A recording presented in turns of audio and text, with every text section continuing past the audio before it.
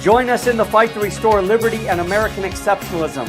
Together, let's make the case that our charters of freedom are worth defending and honoring. Right here is where the great American experiment comes alive. Let's get to work.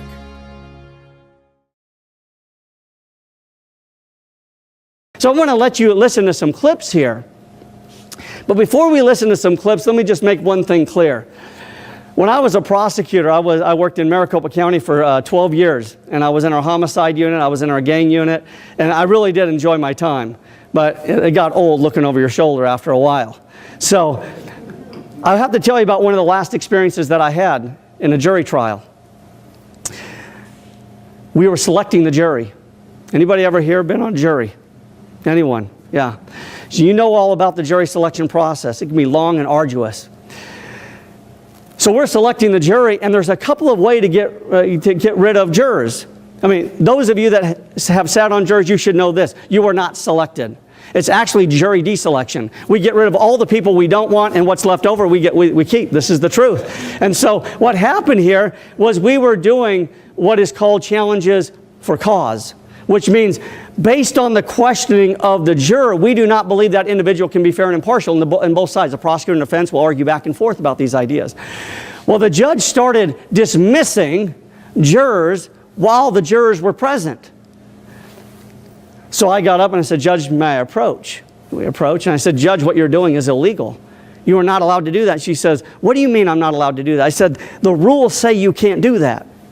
You cannot dismiss jurors for cause while they are present in the courtroom. That is illegal." And she says, "Go back down, sit in your chair, and let's get this trial rolling." I said, "No, I'm not going to go back down and sit in my chair. We're going to follow the rules." And I opened up the Arizona Revised Statutes, and I pointed out the rule, and she says, "Shut your little rule book. Go and sit down. Let's get this trial started, or I will hold you in contempt." And I said, "Judge, all I'm asking is that just as you require that we follow the rules, that you follow the rules as well." Now, this was an interesting experience because my wife, we had an ongoing bet that there would never, she says, "You're going to be held in contempt several times before you retire. It's just going to happen. It's just going to happen." Walking away, though, from that was an experience in tyranny. Think about this. This is exactly what's going on at all levels of government. Take your little rule book. Go sit down where you belong and let us govern. The Constitution, that silly thing, I mean, come on. We're a society that's evolving. The Constitution, really? So watch this. You all remember Jim Clyburn.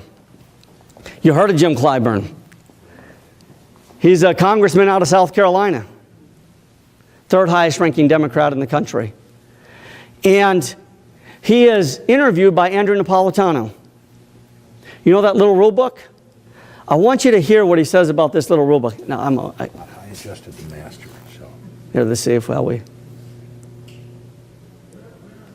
Constitution is the federal government charged with maintaining people's health. Stop. Did you just hear that? Where in the Constitution do you have the authority to legislate something like health care? What was his response? Well, it's not there. He is unashamed to tell you that it's not there. Now understand, he is the rule. He is not the exception. And I can tell you that he is the rule because most individuals in D.C. don't understand the rule book. I was out in D.C. about 3 months ago. I met with 30 congressmen that are on our side. Many of them don't know it. In fact, I walked in and I met with a couple freshmen. And they were saying, "Shane, what you're saying is fine and dandy, but you have to understand the Supreme Court has bound us down. They're making all these rulings that are confining what we can do." And I said, "Wait a second. You took an oath. Why are you lying on your back? Co-equal branches of government, and you're saying they're the end-all be-all? What Constitution did you study?" And now you have Clyburn going on national TV, no less, saying, "Well, it's not in the Constitution."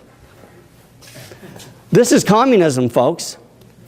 Although he may not call it communism, The underlying principle of communism is we're going to live your life, and in the process, we're going to make sure everybody is taken care of. And I'm going to show you where that underlying philosophy comes from and how it's permeated its way into the culture over the last 100 years. It's just phenomenal. Listen to him as he continues on.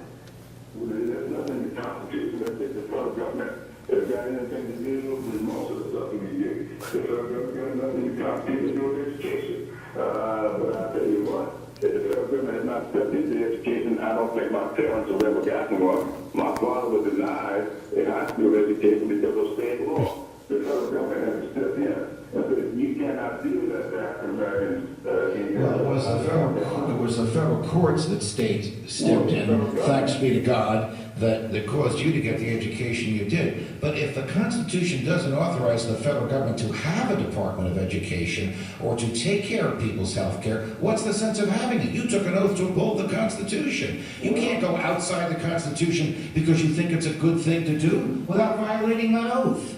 Assuming the word in the Constitution, it prohibits the federal government from doing this.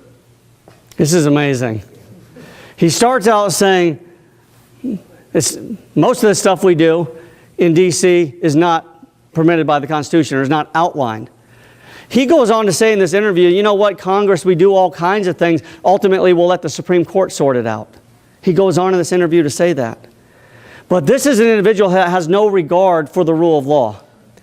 It's simply looking out for what he believes is in the best interest of the people. He's disregarding the notion of freedom, and that with freedom comes some risk. Now, how would you respond to this claim? Because understand, it's not just Congressman Clyburn. This is a culture that says this. This is a culture that says, you know what? If there's not enough food on the table, government should step in to make sure that there's enough food on the table. If we don't have adequate housing, government should step up and make sure they have adequate housing. If individual doesn't have health care, the government should step in and make sure they have health care. We're a compassionate people. We take care of the people. And you know what? If I've got to override the Constitution to accomplish that, that's exactly what I'll do. Remember, pen and a phone? Pen and a phone. And then during the State of the Union, I will bypass Congress if necessary to achieve what it is that I need to achieve. See, these are individuals that have no regard for the rule of law. And we as Americans are standing back and saying, no big deal. Not us, but most Americans on the outside, because they're uninformed and misinformed. How would you respond to this idea where he ends and he says, show me where in the Constitution it prohibits what we're doing? That's what we hear so often. Tell me where it prohibits. You saying government can't do that? Tell me where it prohibits. What would you say to this? 10th Amendment? What does the 10th Amendment say, Wes? Yeah, right. So my book is a line-by-line explanation of the Constitution. On the left-hand side is the actual text of the Constitution. On the right-hand side, I give my simple explanation. You also notice how thin it is? That's pretty good coming from a lawyer, right? Yeah. But I understand that it's the culture I'm going after. I don't care about all the legal minds out there. I want to get the culture to pick up something like this Constitution that's a bit intimidating. But what does Article 1, Section 1 say? This is what he forgot to read. He forgot to read the very first paragraph of the Constitution. And it says, all legislative powers herein granted are what? Vested. They're vested in Congress, and Congress consists of the House and the Senate. What does that mean? I say this here. The legislative branch holds the lawmaking authority because lawmaking is a vested power. It cannot be delegated. Think about that. It doesn't say delegated. And even if it did, it wouldn't make any difference. Because the 10th Amendment is the matching bookend. It says those powers that we haven't given to you, you don't have. End of story. So unless you can justify what it is you're trying to do through Article 1 of the Constitution, it's the end of the debate. But we're a culture that says this. Let's discuss the issues on the basis of whether they're good or bad. Is it a good idea or a bad idea? And if we decide that that's good, Congress should move forward. If we decide as a body it's bad, let's don't do anything. That's the wrong approach. That is mob rule. And that's the philosopher kings deciding what they think is best for the majority. They don't understand that we live in a constitutional republic. And even if the majority did say this is what we want, it doesn't mean that they can do it. Right? because we live in this constitutional republic. So this 10th Amendment, this matching bookend, makes it very clear certain things you can't do. That's Congressman Clyburn. Unashamed. Listen to this. This is Phil Hare several years ago being asked about health care. And I think, well, I know this, but I'm going to finish the point. The point is that for me, when a little boy, well, this is a book study of people's lives. It's people's children.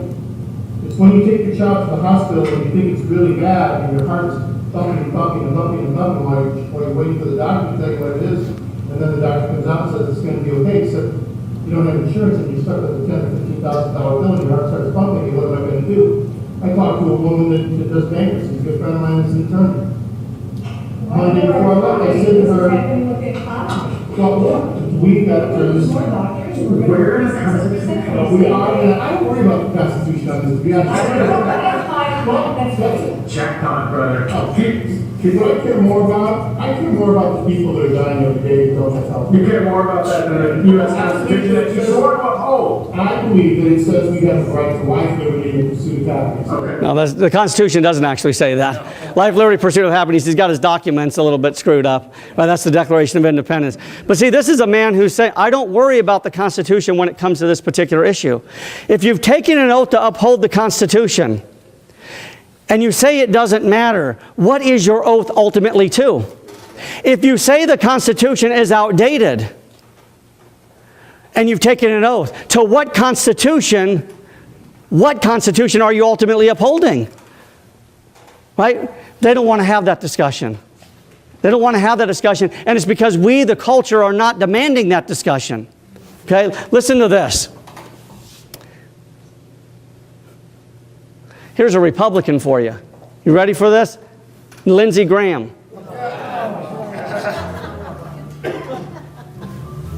Yeah, we're very much under threat. Radical Islam is on the rise throughout the region. Homegrown terrorism is one of my biggest concerns. It's happening in our own backyard, and I'm glad the NSA is trying to find out what terrorists are up to overseas and inside the country. Well, Senator, I don't know about you, but I've got Verizon. That means the government. Okay, you and I, and a lot of us here in the studio, have been tracked by the NSA following all of our phone detail. Apparently this program will expire on June the 19th unless it's renewed. Why do you think somebody, somewhere, is leaking this to this UK newspaper so that we would know about it right now?